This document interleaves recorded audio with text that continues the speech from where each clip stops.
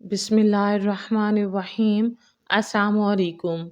मोहतरम नाज़रीन, हज़रत मोहम्मद सल्लल्लाहु अलैहि वआलिहि वसल्लम के मक्का में दो बड़े दुश्मन थे जिन्होंने आप सल्लल्लाहु अलैहि वआलिहि वसल्लम को बहुत तकलीफ़ें और अज़ियतें दी, अबू जहल और अबू लहब। आमतौर पर लोग अबू जहल और अबू लहब को एक ही शख्स समझते हैं, जबकि कुछ लोग इन दोनों को हजूर सल्लल्लाहु अलैहि वआलिहि वसल्लम का चचा मानते हैं, जबकि ऐसा नहीं है। अबू जहल, जिसका असल नाम उम्र इब्न हशाम था, उसका ताल्लुक कुरैश ख़ानदान से था, लेकिन आप सल्लल्लाहु अलैहि वआलिहि वसल्लम से उसका कोई करीबी रिश्ता नहीं था। बाज़ लोग जो उसको हुजूर सल्लल्लाहु अलैहि वआलिहि वसल्लम का चचा ख्याल करते हैं, ये गलत है, इसलिए कि आपके दादा अब्दुल मुत्तलिब थे और अबू जहल ना तो अब्दुल मुत्तलिब का बेटा है और ना ही अब्दुल मुत्तलिब के ख़ानदान का है, बल्कि अब्दुल मुत्तलिब अब्द मनाफ ख़ानदान के थे और अबू जहल मखज़ूमी कबीला और ख़ानदान का था। उन दोनों में कोई खूनी रिश्ता नहीं है।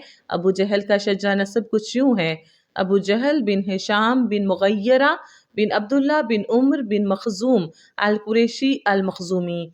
अबू जहल जंग बदर में अपने अंजाम को पहुंचा, जहां पर उसे दो बच्चों हज़रत माऊज़ और हज़रत मआज़ रज़ियल्लाहु ताला अन्हो ने ज़ख्मी किया और हज़रत अब्दुल्ला बिन मसऊद ने उसकी गर्दन धड़ से अलग कर दी। तारीख में अक्सर अबू जहल को इस्लाम का सबसे बड़ा दुश्मन करार दिया जाता है, जबकि बारीक बीनी से जांचा जाए तो अबू लहब इस्लाम और हज़रत मोहम्मद सल्लल्लाहु अलैहि वआलिहि वसल्लम का सबसे बड़ा दुश्मन था।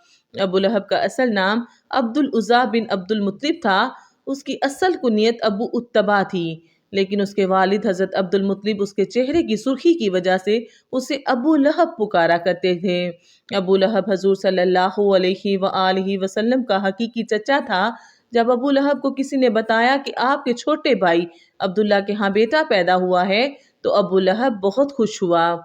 उसने एक लोंडी सोबिया को आज़ाद कर दिया। अबू लहब इस्लाम के बड़े दुश्मनों में से एक था।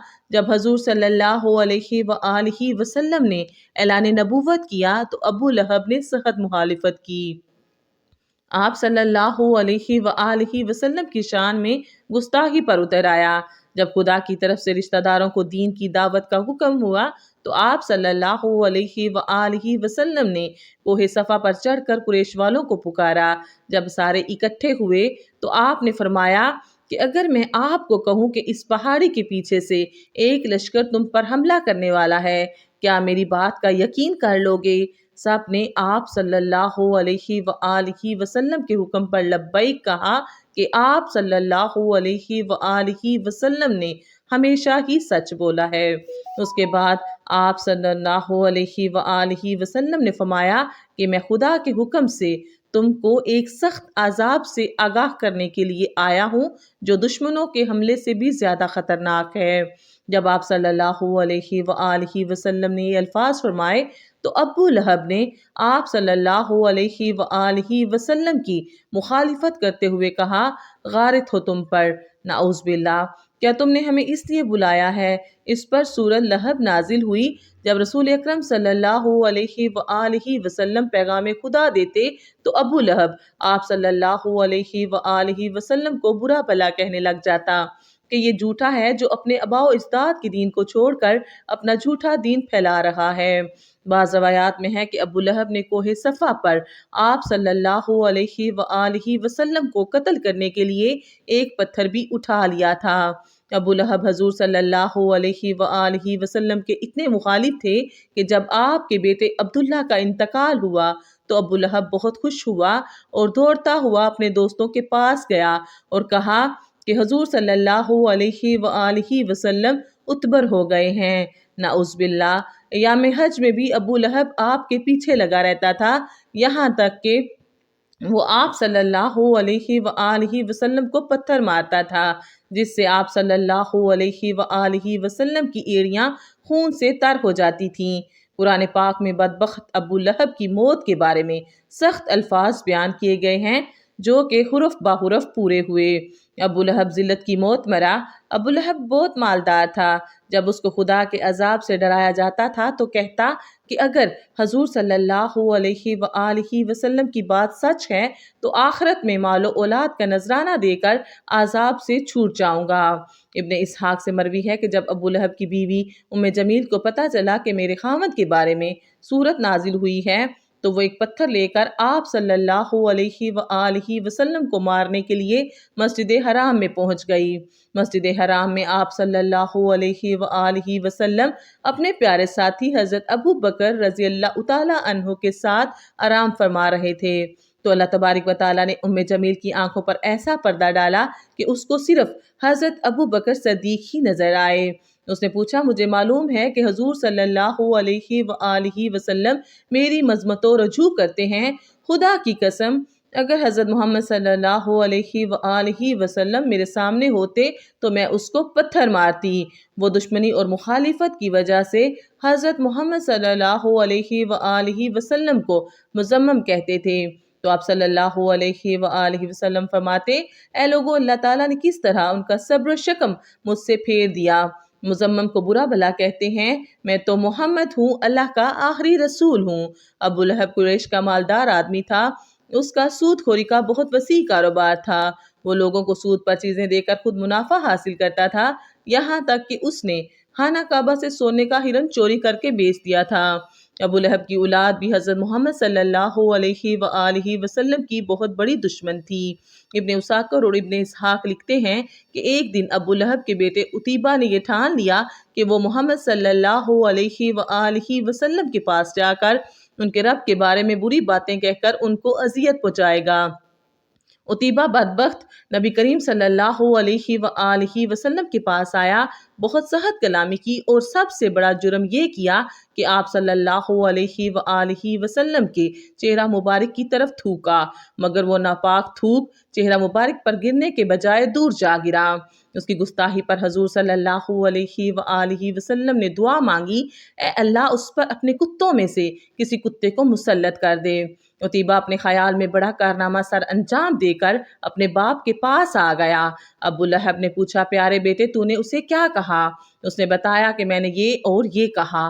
اس نے پوچھا اس پر محمد نے کیا کہا؟ عتیبہ نے بتایا کہ اس نے یہ بد دعا دی ہے۔ یہ سنتے ہی ابو لہب کا رنگ سرخ ہو گیا کیونکہ وہ جانتا تھا کہ محمد صلی اللہ علیہ وآلہ وسلم کی کوئی بھی دعا ایسی نہیں جو قبول نہ ہوئی ہو۔ اب وہ پل پل اپنے بیٹے کا خیال رکھتا۔ ابو لہب ایک دفعہ ایک قافلے کے ساتھ شام روانہ ہوا اور راستے میں ایک جنگل میں گھرچا گھر میں انہیں پڑاؤ کرنا پڑا۔ جنگل میں خوفناک جانوروں کا خطرہ تھا تو ابو لہب کو بار بار حضرت محمد کی بد دعا یاد آ رہی تھی۔ ابو لہب نے قافلے والوں سے کہا کہ چونکہ تم لوگوں پر میرے بہت احسانات ہیں تو میں تم سے ان کا بدلہ یہی چاہتا ہوں کہ آج رات میرے بیٹے عتیبہ کی حفاظت کی جائے۔ بس تم سارا سامان اس گرجا گھر کے صحن میں جمع کر دو اور اس کے اوپر میرے بیٹے کا بستر لگا دو، پھر اس سامان کے ارد گرد تم سب سو جاؤ۔ حبار کہتے ہیں کہ ہم نے ایسا ہی کیا۔ رات جب سو گئے تو جنگل سے شیر آیا، ہم سب کے چہروں کو اس نے سونگھا مگر کسی کو کچھ نہ کہا، پھر سامان کے بلند ڈھیر پر چڑھ گیا، عتیبہ کے چہرے کو سونگھا اور اسے چیر پھاڑ دیا۔ ابو لہب کا برا حال تھا اور وہ کہے جا رہا تھا میں جانتا تھا میرا بیٹا محمد کی بد دعا سے کبھی نہیں بچ سکے گا۔ محترم ناظرین، ابو لہب، اس کے بیٹے عتیبہ اور اس کی بیوی کا انجام انتہائی دردناک اور عبرتناک ہوا کیونکہ اللہ پاک نے سورہ لہب میں پہلے ہی ان کے لیے عذاب کا فیصلہ سنا دیا تھا۔ جنگ بدر کے 7 دن بعد ابو لہب چیچک کی بیماری میں مبتلا ہوا اور گل سڑ کر مر گیا۔ روایت ہے کہ اس کو ایک ریشے دار دانہ نکلا جو پھٹا تو اس سے مزید دانے نکل آئے۔ اب ان دانوں کی بدبو جب پھیلنے لگی تو اس کی اولاد اور بیوی نے یہ فیصلہ کیا کہ ان کو اپنے گھر سے کسی ویران کھنڈر میں منتقل کر دیتے ہیں تاکہ یہ بیماری کسی میں منتقل نہ ہو۔ اسی بیماری، بدبو اور اذیت میں 7 دن رہنے کے بعد ابو لہب جنت میں واصل ہوا۔ اس کی لاش 3 دن تک پڑی رہی، کوئی اس کے قریب نہ بٹکتا تھا۔ لوگوں کو ڈر تھا کہ جو اس کے قریب جائے گا اسے اچھوت کی وہی بیماری لگ جائے گی جس سے وہ مرا ہے۔ جب بدبو پھیل گئی تو لوگوں نے اس کے اہل و عیال کو آر دلائی۔ اس پر انہوں نے طعنوں سے تنگ آ کر کچھ حبشیوں کو اجرت دے کر لاش اٹھوائی، جنہوں نے اسے لمبی لکڑیوں پر رکھ کر ایک کھڑے میں پھینکا اور اوپر سے دور کھڑے ہو کر یوں پتھر پھینکے جیسے اسے رجم کیا جا رہا ہو۔ اس کی بیوی جو ام جمیل کے نام سے معروف تھی، ابو سفیان کی بہن تھی۔ اس کا نام عروہ بنت حرب تھا۔ وہ بھی ایڑیاں رگڑ رگڑ کر مری، اور اللہ تعالیٰ نے ارشاد فرمایا، اور اس کی گردن میں مونچھ کی رسی ڈال کر اسے جہنم میں پھینکا گیا ہے۔ وہ اپنے قیمتی ہار پر فخر کیا کرتی تھی اور شیخیاں بگاڑتی تھی کہ میں یہ قیمتی ہار بیچ کر محمد صلی اللہ علیہ وآلہ وسلم کی مخالفت میں لگا دوں گی۔ اللہ تعالیٰ نے اسی گردن میں وہ توق ڈالا جس سے شیطان بھی پناہ مانگتا ہوگا۔ آخر میں اللہ رب العزت سے یہی دعا ہے کہ وہ ہم سب کو شیطان کے شر سے محفوظ رکھے اور دین اسلام پر چلنے کی توفیق عطا فرمائے، آمین۔ امید کرتی ہوں آپ کو آج کی ویڈیو اچھی لگی ہوگی۔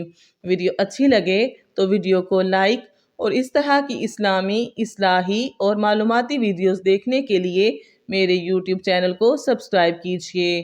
دعاؤں میں یاد رکھیے گا، اپنا بہت خیال رکھیے گا۔ اجازت دیجیے، اللہ حافظ، اللہ نگہبان۔